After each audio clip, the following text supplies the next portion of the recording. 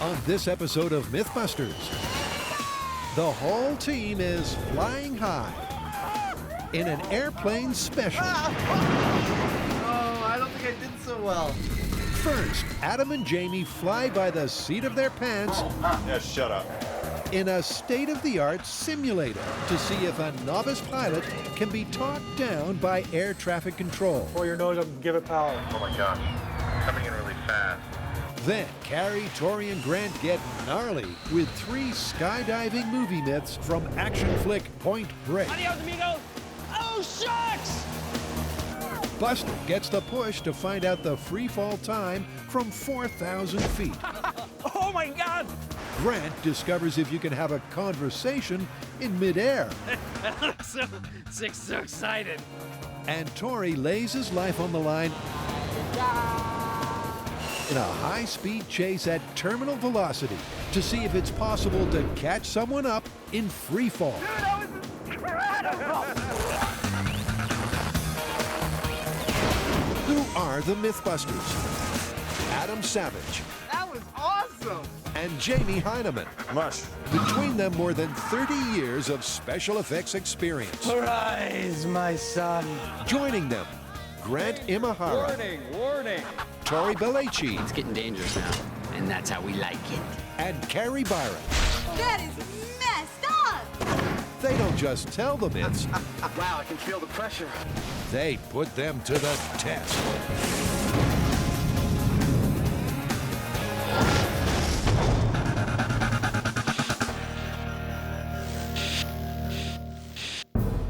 Come on, we need to come up with something. What do we have? I got nothing. Some idea.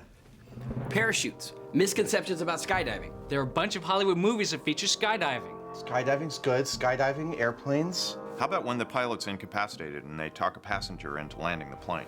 Perfect. That's really good. An entire episode about airplanes. Ladies and gentlemen, please buckle up for an airplane special. The MythBusters are no strangers to aviation myths. I want liftoff this time. They've made mincemeat of an airplane. Yeah! They've fired chicken meat at an airplane. And they've even used an airplane to make a bus take to the sky. But now, they're back with 2 brand new flights of fantasy straight from the fan site. And starting off, it's an all-time classic. So in all your eclectic careers, you've never gone out and gotten a pilot's license? Nope, thought about it, never did it.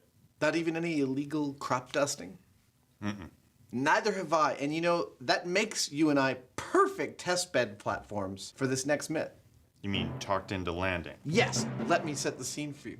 You have chosen the kosher meal and have eaten it just fine, but the pilot and co-pilot have accidentally been fed the salmon mousse. Stricken with food poisoning, they can no longer fly the plane, and the stewardess says, "Is there anyone here who will land this plane?" And you get behind the seat, get on the horn to air traffic control, and they give you the instructions to land that plane safely. So you're a completely inexperienced pilot, but they talk you down into a safe landing. That's the myth. That's what we've got to test. The life of everyone on board depends upon just one thing. Finding someone back there who can not only fly this plane, but who didn't have fish for dinner. It's a classic scene from the silver screen. The pilot and co-pilot are out of action, and the flight attendant asks the question no one wants to hear. By the way, is there anyone on board who knows how to fly a plane? Can a complete novice really land an airplane? You know, Adam, I don't think our insurance company or the FAA is going to give us any kind of permission to attempt to land a real plane. Nope, I think we're gonna have to do this one in a simulator of some kind. And luckily, the researchers have turned up the creme de la creme of flight simulators for us. It's NASA's, and they use it to train real pilots. Okay, and before we get talked down by the air traffic controller, I think we should try it au naturel, you know, without any help at all, and see how we do. Because if we can do that, then there's no need for air traffic control. Exactly. So it's chalks away. And first up, we meet the man with the machine, Terry Rager. Welcome aboard. And after a brief tour, what's immediately clear is this simulator ain't exactly your average game console. Wow. Those are the size of a small house. That's amazing. All you're going to find is pretty realistic once you get inside. With pneumatics to simulate every bump, more buttons than a Wurlitzer organ, and a state-of-the-art graphics display, this simulator is the real deal. Ready? And first into the hot seat is Jamie. You go first. Here is the plan. We're gonna try landing this flight simulator on our own without any assistance because, well, if we can, there's no need for a test. They've concocted for each of us a flight scenario that we'll open when we're ready to fly, that'll tell us the critical details about our flight. Jamie's gonna go first, and who knows, maybe he's gonna turn out to be a great pilot. I wouldn't be that surprised. Okay, so I've left Chicago. I'm on my way to Denver. I'm in a large commercial airliner with 160 passengers, and I'm at 15,000 feet. Good luck. It's up to you to land the plane and save the lives of the passengers without any help. Okay, well, I guess I better get to it. It's worth remembering, despite the aviator mustache, Jamie has absolutely no experience piloting a plane. And to make a tough task tougher, Terry has programmed a night flight. So Jamie will be quite literally flying in the Twilight Zone. I have a basic understanding of how airplanes work, which I think should be helpful, but the rest of it, this is all alien to me. I'd say this is going to be a little bit of a rough landing. Captain Jamie's not altogether confident, and once he takes the controls, he shares his concerns with the cabin crew. Ladies and gentlemen, this is your captain speaking. Put your tray tables and your seats in the full upright position. Make sure you have all your seat belts engaged, and kiss your ass goodbye. The simulator cockpit, modeled on a generic passenger plane, has real instrumentation and flight controls. And state-of-the-art computers control the actuators that respond physically to the pilot's handling. Let's just start to play with the controls a little bit. And it's clear from the get-go that Jamie is hopelessly out of his depth. I need to find my speed. Why can't I find my speed? With alarms, sirens, and verbal warnings going off, Jamie's struggling. He's going too fast. And with his roller coaster steering style, he's breaking every FAA regulation in the book. He just rolled out of a 45-degree bank, which normally 30 degrees is the maximum an air carrier would do. If he keeps this up, he may tear the plane apart before he has a chance to crash land. Looks like we're headed towards some kind of population center. Let's see if we can go faster. Jamie's unorthodox approach has found Denver Airport, but he's not in great shape. He's just too high and too fast. It's not a good combination. The recommended landing speed for a plane of this size is about 140 knots, but Jamie's screaming in at over 300. Maximum airspeed exceeded. Yeah, shut up. All in all, it's not going well, and even the simulator is starting to panic. Why is it telling me not to think? On his final approach, Maverick Jamie can't help but try something straight from Top Gun. I'm gonna buzz the tower. Whee! In all the excitement, he's still coming in at double the landing speed. And that's not the only problem. Despite looking everywhere, he can't find the button that lowers the landing gear. Without wheels, this really is going to be a rough landing.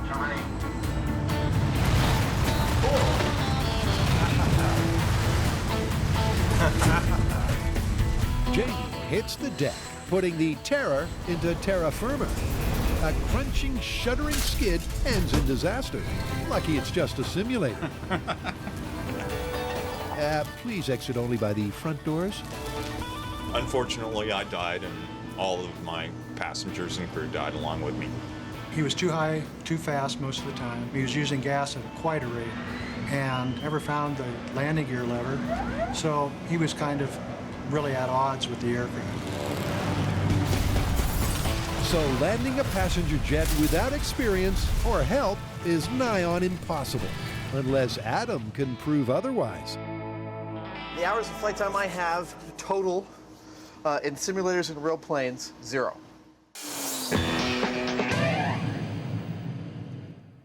It's Airplane Hour on MythBusters. And next, a myth that's sure to get your adrenaline rushing. Airplanes, so what do we got? Okay, we got a triple bill of myths about what happens when you fall out of them. All right, let's hear them.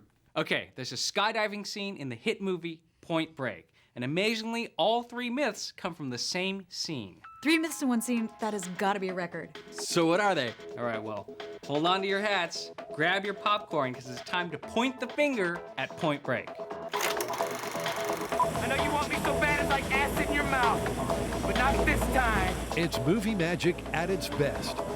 In Hollywood heist movie Point Break, Adios, amigos. Patrick Swayze jumps out of an airplane, taking with him the last remaining chute. More than a little upset, Keanu Reeves has no option but to follow without a parachute. So now come the myths. Myth 1. By streamlining his body, Reeves catches up with Swayze in free fall, despite the 15-second head start. Myth 2.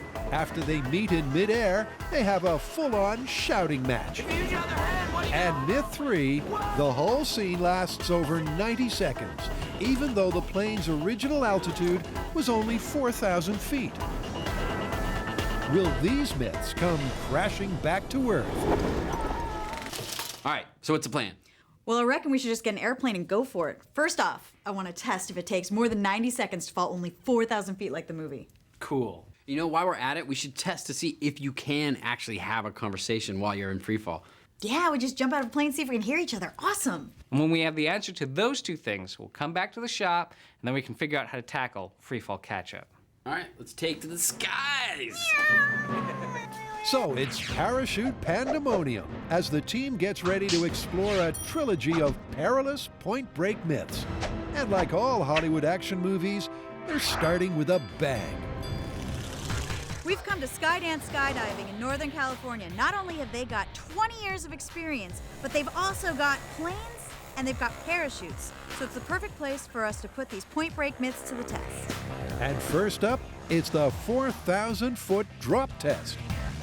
The first test that we're gonna do, there's a scene in Point Break where Patrick Swayze jumps out of a plane at 4,000 feet and he free falls for like 2 minutes. We're gonna fly up to 4,000 feet. Carrie's gonna push out the human simulate, and we're gonna see how long it takes for the dummy to hit the ground.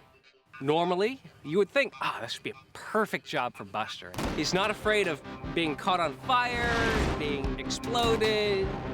Lots of things happen to Buster. This is a little bit too dangerous, I think. So instead of Buster, we're using our simulate. Simulate's dime a dozen. Buster, he's one of a kind. So for test 1, it's the simulate that's going to take one for the team. And Carrie, after a quick pit stop, is going to be the one to push him out. Patrick Swayze jumps out of his airplane at 4,000 feet and has about 1 minute and 52 seconds of free fall. So we're gonna go up, push our simulate out at 4,000 feet and see how long it takes him to impact the ground. We're all ready to start this test. We're going to destroy a little bit of movie magic. Complete with smoke canister, the simulate will be easy to track as it falls from the sky. And doing the tracking will be Grant and Tori. It's like we're storm chasers. But Tori doesn't realize how right he is. When the guys arrive at the landing site, the weather is closed in. I see them. They're circling. Where? They're right there. They just went behind the clouds. See right there? Okay. That's a bird, dude. The cloud cover looks like it might scupper the test, meaning that Carrie may not get the chance to scupper the simulate. Fortunately, we're having a few problems right now with our drop zone. The cloud cover has come in, and it's kind of blocking our ability to toss the dummy out, so we may have to abort. But then, miraculously, the clouds around the drop zone are giving the MythBusters a window of opportunity. We can totally see you guys. Carrie, what's your altitude? We are at 4,000 feet, ready to drop when you are. All right, Carrie, we are all ready to go. With the cloud cover lifted and the correct altitude reached, it's go time. And as the simulate is elegantly shown the door, Tori starts the stopwatch to time his fall.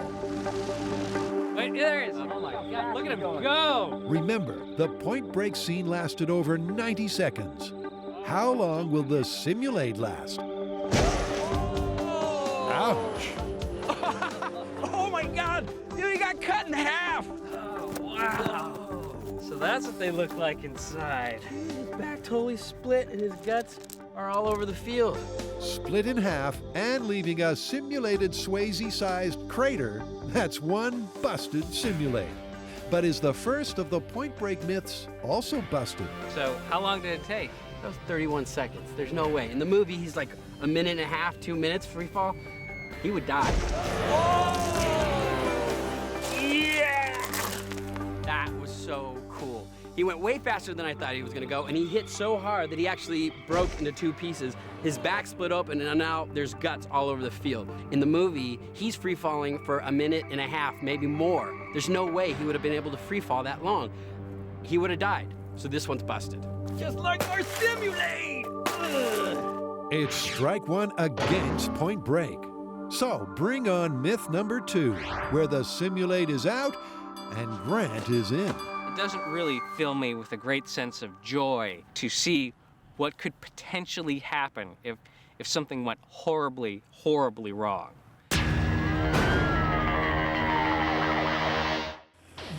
Thankfully, most times we fly, the hardest decision to make is whether to have fish or chicken. But if the journey took a turn for the worse, can a complete novice really take the hot seat and be talked into land? So far, Jamie's tried a landing without any external help. And failed miserably. But what about Adam?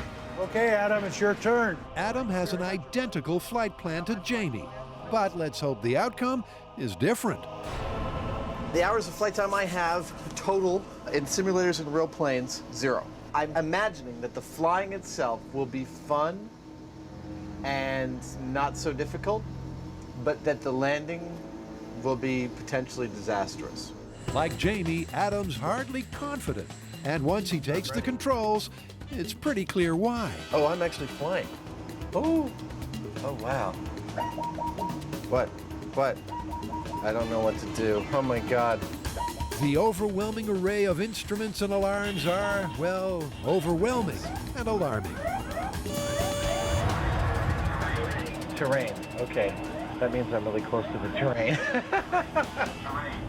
Adam has no idea what his altitude is, and with the airport some distance away, he flirts with a hard and premature landing. Okay, I'm pulling up. All right, I'm pulling up. I am. With the passengers now using their sick bags, Adam's speed has dropped so low he's stalled, and that leaves only one outcome. Oh, jeez. Okay, wait. Oh,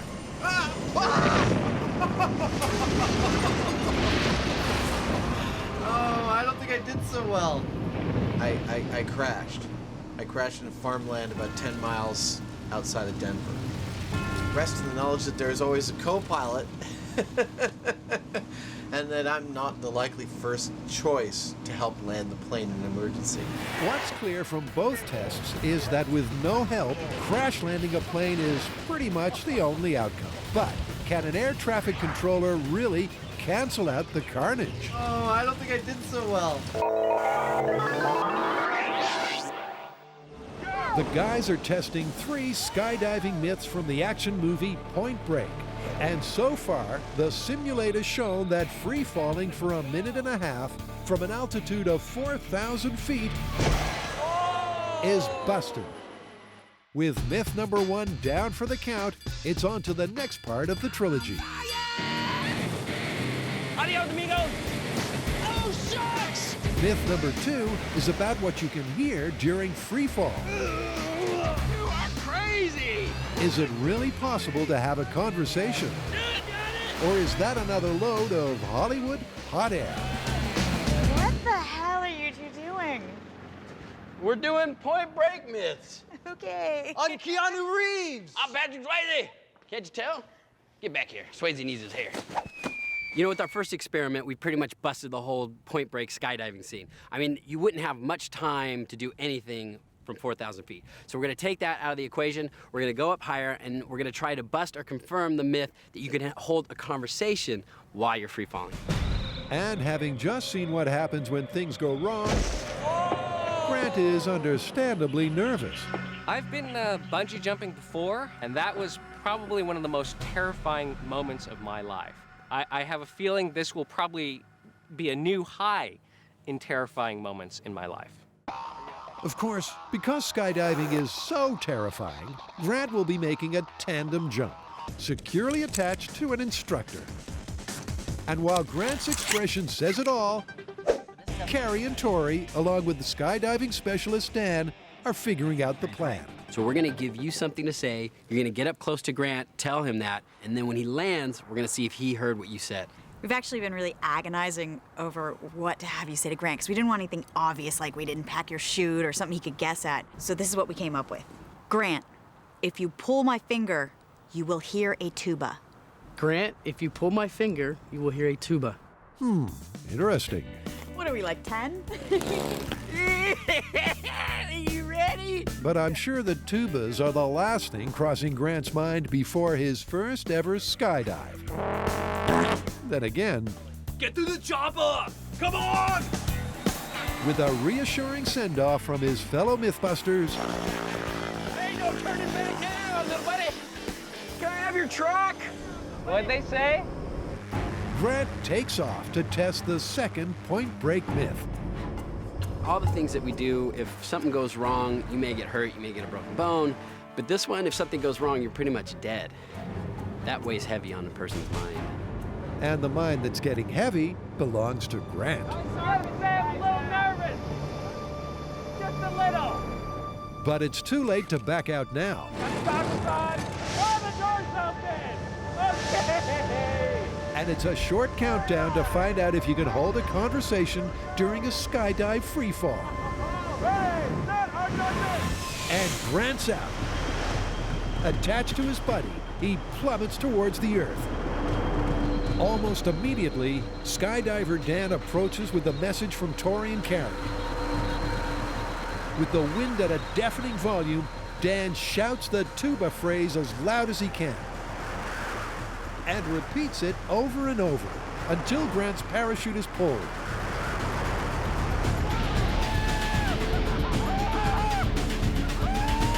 Once he slows down, you can hear his screams from miles away. Do you hear him screaming? Is that Grant? I thought that was some kind of weird bird. But it seemed to be a different matter entirely during free fall. Grant, land like you know what you're doing. All right. Nice. You did it! I'm alive! I'm alive! Grant may be alive, but was the Midair conversation music to his ears? Or was Grant brassed off that he couldn't hear a thing? Did you hear what he said? I couldn't hear anything. All I heard... Are you at all curious what the phrase was? Absolutely, what was it? If you pull my finger, you will hear a tuba. She came up with that one. So no tuba lessons for Grant today. And it sounds like Point Break skydiving myth number 2 needs a sound check. Yeah, that looks so excited. Okay. That was amazing. I mean, we're up there and the wind is rushing past me and the sand came in. He was right in my face and he's saying blah, blah, blah, blah, blah. But I could not hear anything. All I could hear was... Can you have a conversation in free fall? Absolutely not. Flying a plane requires hundreds of hours of training.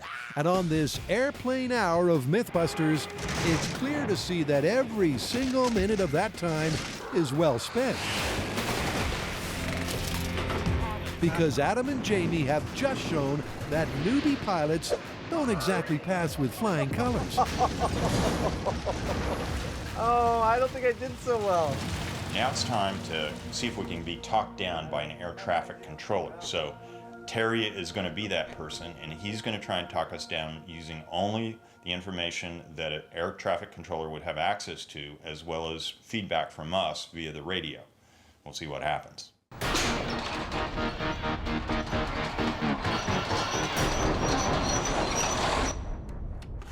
While you were busy buzzing the tower, I was turning up some pretty interesting facts about this myth. Which was? Well, it's never happened. What's never happened? No passenger has ever been talked into landing by air traffic control on a commercial airliner. There's simply never been a case where both the pilot and the co-pilot have been removed from the equation.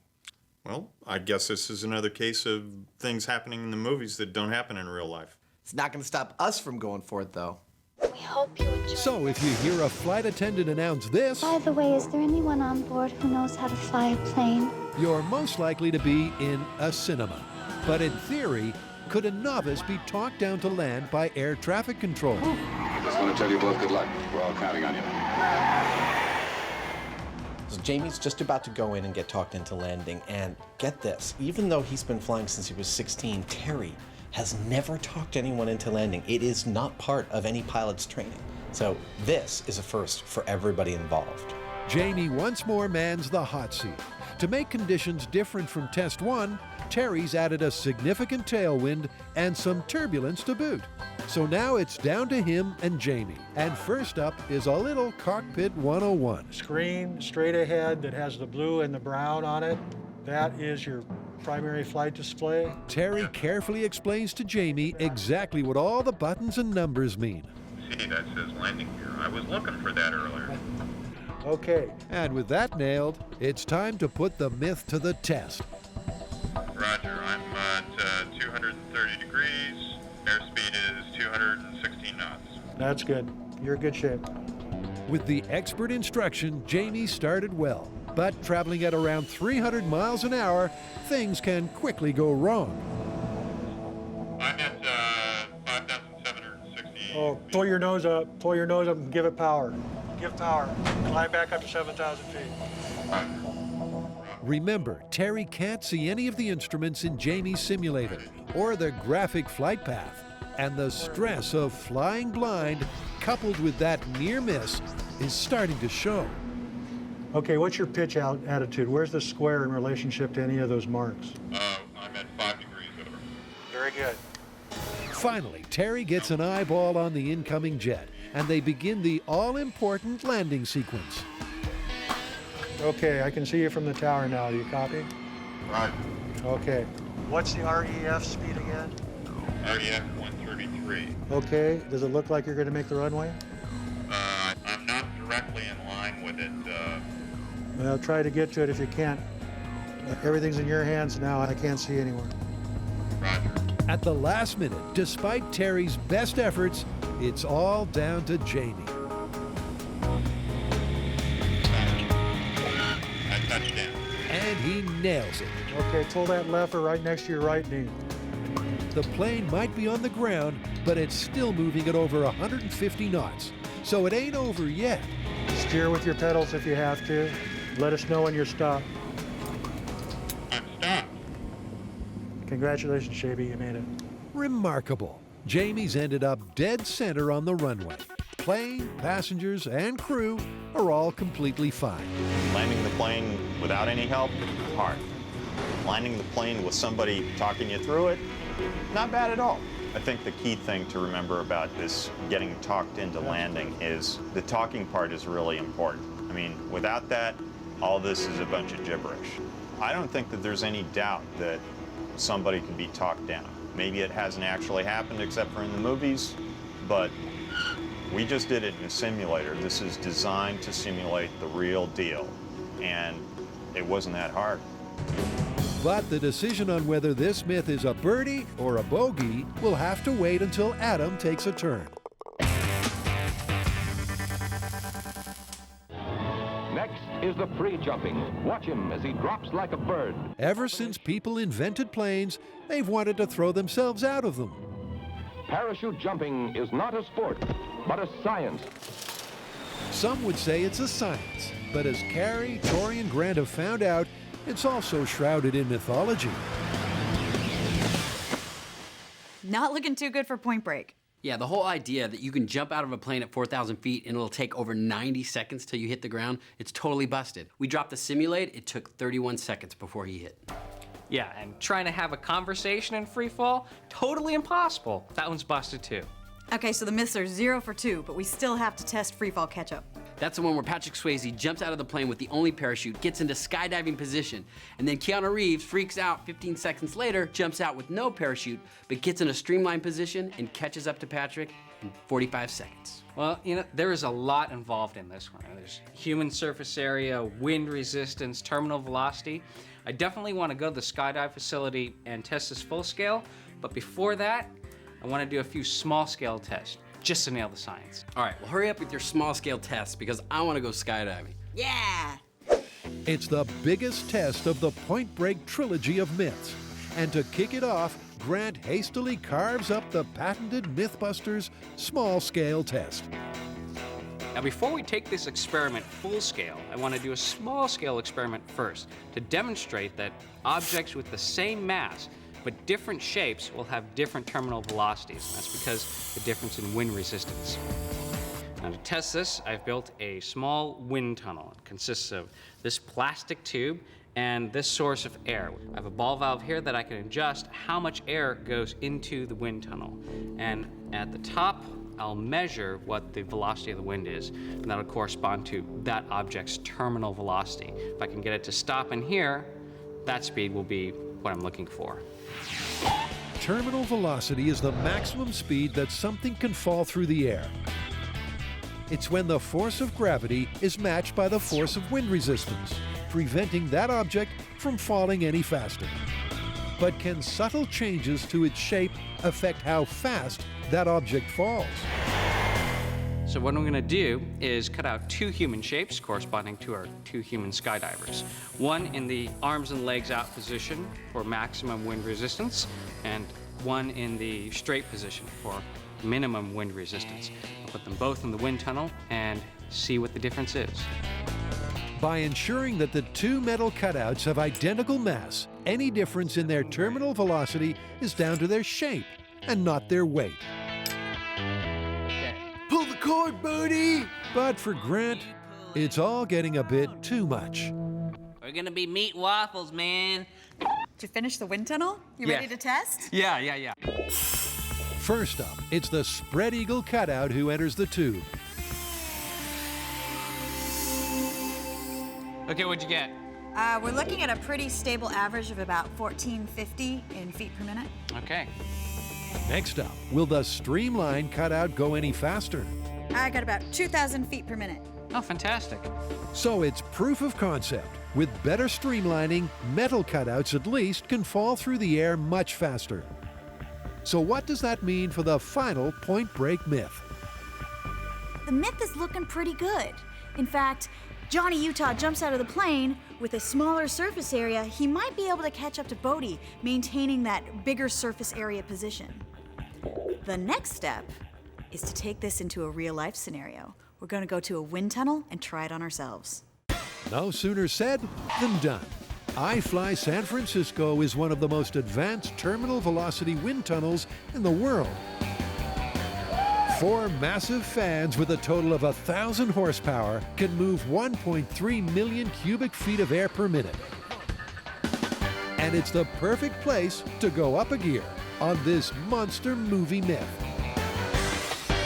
Okay, so we're here to see how changes in wind resistance affect terminal velocity. So what's the plan? I say we just get in there and try different body positions and have some that are more wind resistant and some that are less and see how we behave. So that's the plan. And once they're dressed to kill, we're gonna go to some hot nightclub in San Francisco. It's time to point the finger at Point Break. We'll make sure it's working. Ready to go. The machine kicks into life.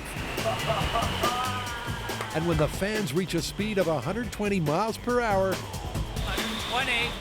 Tori's gonna jump in.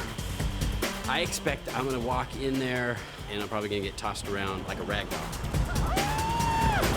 Once Tori stops screaming, he spreads his body out just like the way Swayze does in the movie. And dude, he floats in midair. But when Carrie steps in, she keeps her body vertical and streamlined, like Keanu, so she doesn't leave the ground. We saw with Carrie and Tori both at the same velocity, the same wind coming up on both of them.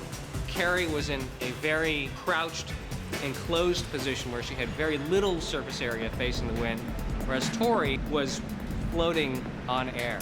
I think this is a great demonstration of how your surface area affects your terminal velocity. And with Tori out of the picture, Carrie does the ultimate demo. Even with the speed cranked up to 150 miles per hour, streamlined, she's grounded. Spread-eagled, she flies. That was one of the most fun things I've ever done. It was crazy. You felt like you were flying. Actually, Carrie, flying comes later, as Tori puts his lips on the line for the death-defying full-scale test. Oh, dude, how much fun was that? Besides being the perfect example of surface area to terminal velocity. Well, you know what? That lends some credence to this myth. The next thing? Skydiving! It's Airplane Hour on MythBusters. The gear is down, and we're ready to land. And Adam and Jamie are testing the movie myth of being talked into land. And Jamie's just had a touchdown moment. Under Terry's expert guidance, he flew like a bird and made the perfect landing. Next up, it's Adam. Oh, okay, wait. Remember, here's what happened on his solo test. Will Terry help him do better? I'm about to get into this flight simulator, right? But it's not like a simulator, it's like real life. The pilot has died. For some reason, I'm the one they turn to land the plane. I get on the horn and say, hello. Hello, air traffic control, talk me how to fly this beast, land these people safely, man. And he says, yes. That's my task. On the primary flight display. As with Jamie's test, Terry is effectively flying blind. He has to use all of his years of experience to give Adam every detail he could need. I tell you to put the nose down, you push forward. When I tell you to bring the nose up, you pull back. Okay. Okay. After a brief cockpit tour, Terry starts to talk Adam in. What's your altitude reading now? 14,720 and rising slightly. Okay, put the nose of the airplane, the square, on 2.5 degrees. Okay. This time there's a strong headwind, and that's making the plane bump around a fair bit. But Terry and Adam keep their cool. It's much easier when I have someone guiding me through it. Terry was a fantastic teacher over the headset. I want you to start your descent. Okay. He gave me lots of good guidance about my attitude and my altitude and my heading. You know, he was paying attention to enough of the stuff that I felt comfortable, and I started noticing things. I started seeing my airspeed slowing down. I'd speed it up. Okay, pull the nose up. He got me into this zone, and I was able to land the plane. This was so much fun. Hey, I didn't run off the runway. Okay, the fire truck will be there in a second to help you out. When a civilian like me lands a plane like this, if it's ever happened, I'm sure the fire trucks are on their way out, if only to bring champagne. Just like Jamie, it's mission accomplished. So it's hats off to Terry. You are a great teacher. His expertise helped avoid calamity. But as he's about to explain, there's an even easier way to land a plane. So Terry, we did this the old-fashioned way. You talked me down. I operated all the controls. I told you what I was doing, a lot of back and forth. It worked quite well, but is that how you would really do it today? Not really.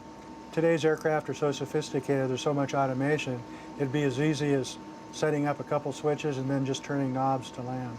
Basically, you turn on the autopilot, you select the speed, you control your heading and your altitude with these knobs, and then eventually, when you're ready to land, selecting the approach. Wow, so that's it. You just kind of sit there and watch it happen. Yes, the systems today are made to be virtually fail-safe. The autopilot of modern planes can not only fly, they can land too. So that means that a passenger being talked into land is just never going to happen. So how are we going to call this one? Well, you and I both failed miserably when it came to landing a plane on our own with no help, but Terry was successfully able to talk each of us into a safe landing.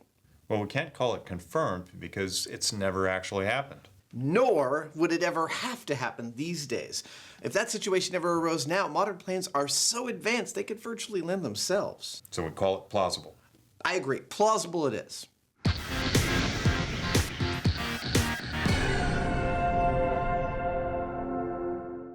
The team has been flying high testing skydiving myths from the action movie Point Break. But it's not been going well. So far, the movie is 0 for 2, which just leaves the biggest and most dangerous test to come. Myth number 3. Adios, amigos! The grand finale is the free fall catch-up myth. Is it really possible to give someone a 15-second head start and still catch them up in free fall because of your streamlined body position? You are crazy! In the wind tunnel proof of concept, the myth looked promising. But the guys won't know for sure until they take it to the max and jump out of a plane. So it's back to Skydance skydiving, where Tori is just about to risk it all to get his wings. Tori is doing this last jump tandem, and we have a skydiver that's going to be chasing after him to see if he can catch up. I'm a little worried about this one because logistically, it's a little more complicated than just throwing a dummy out of a plane. Logistically more difficult, but essentially the same. We really need to test this myth? Afraid we do, Tori. Amazing as it sounds, the man who has shown the red rag to a bull This is starting to feel like a bad idea. been dragged behind a horse and fallen from a building has got reservations. It's like, you know, when everybody else is doing it, you're like, haha, that looks fun. But then, you know, when you're about to get up in the plane and do it, a lot of things go through your mind, like death. Relax, Tori, because you'll have Carrie to hold your hand on the way up, just not on the way down. Okay, you guys, this is the big one. It's the free fall catch-up. So you jump out, get a 15-second head start, and somebody else jumps out and tries to catch up to you. I'll be timing the whole thing. Once you jump, I start the timer, wait 15 seconds, then I'm going to signal your catch-up diver and let him go on after you. All right, let's do it. It's a dangerous test, so let's get the plan straight. When the plane reaches an altitude of 15,000 feet, Tori and his tandem buddy will jump out. They'll assume the spread-eagled position and will be falling at an incredible 120 miles per hour. 15 seconds later, a specialist skydiver will emerge. And by this point, Tori is already 3,000 feet away. By falling in an aerodynamic bullet-like pose, will he fall fast enough to catch up with Tori? It's a complicated plan, so Tori takes a moment to get focused. I just gotta remember to breathe, not my pants, not throw up, not pass out, not scream like a little girl. Oh yeah, and open the parachute, number 6. That's an important one.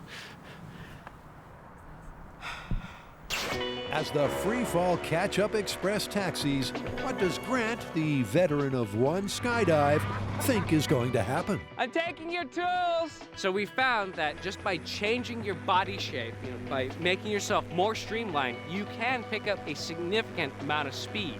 Now, whether that's going to be enough for someone to catch up to another person over a 15-second head start, I just don't know.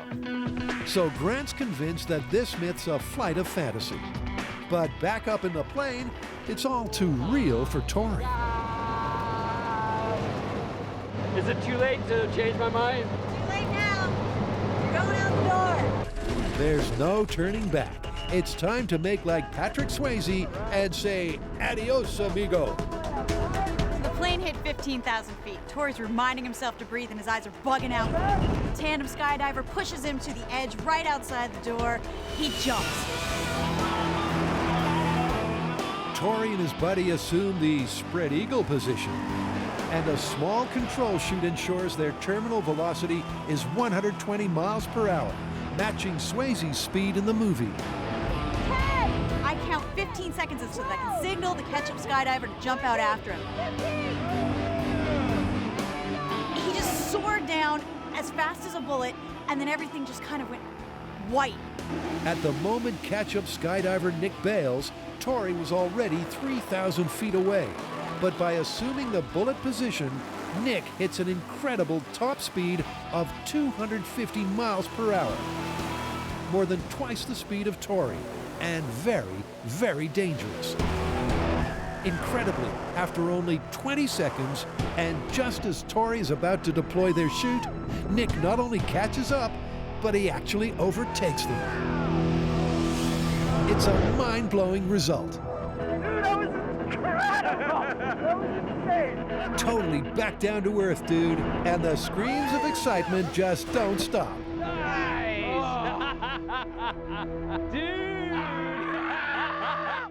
That was insane!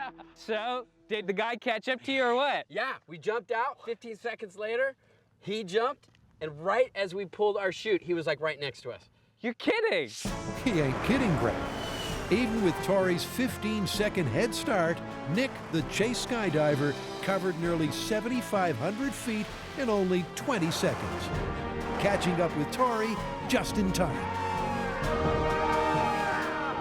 Right before we pulled our chute, I looked over and the guy had caught up. We pulled our chute and he kept going. So we confirmed this one. And I didn't wet my pants! So it turns out, given enough altitude, you actually can jump and catch up to someone who has a 15-second head start. I personally didn't think that you could actually get up that amount of speed in that amount of time, but looks like I was wrong. The first two tests might have looked a little shaky, but it's a big thumbs up for Point Break myth number 3. And courtesy of a great action movie, it's been an adrenaline-filled time. All that's left is for the team to wrap it up. All right, so let's have a summary for today. 4,000 feet. Is that busted, plausible, confirmed? That one's busted. All right, free fall conversation. Busted. Yeah, I got the answer for this one. Totally busted. No way you can hear anything while you're in free fall. And then finally, can you catch up to someone? You can absolutely catch up to somebody. With a 15-second head start. That's incredible. Oh, good job! What a It's great a long day. day. We got a good walk off into the sunset. All right, let's go. Are you excited? It was your first skydive. Oh my gosh. That was a great day. How are you gonna top that one? I don't know.